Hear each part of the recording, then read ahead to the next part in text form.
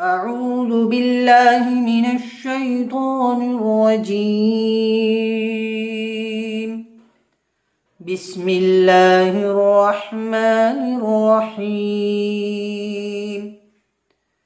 ويوم يحشر أعداء الله إلى النار فهم يوزعون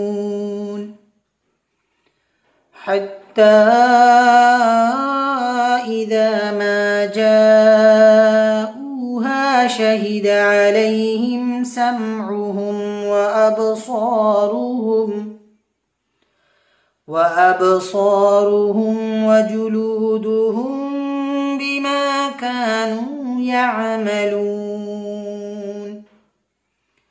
وقالوا لجلودهم لم شهدتم علينا؟ قالوا أنطقنا الله الذي أنطق كل شيء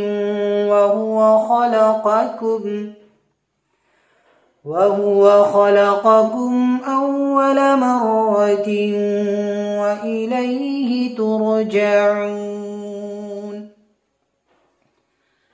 وما كنتم تستترون أن يشهد عليكم سمعكم ولا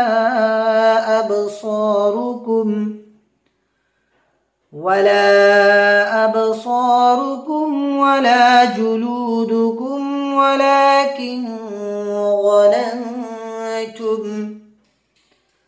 ولكن ظننتم أن الله لا يعلم كثيرا مما تعملون. وذلكم ظنكم الذي ظننتم بربكم أرداكم فأصبحتم من الخاسرين. فإن يصبروا فالنار مثوى لهم وإن يستعتبوا فما هم من المعتبين. وقيضنا لهم قرناء فزينوا لهم ما بين أيديهم وما خلفهم وحق عليهم القول في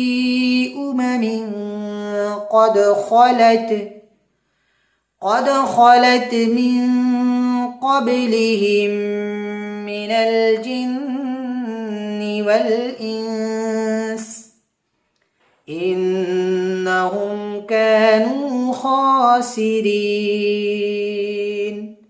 صدق الله العظيم.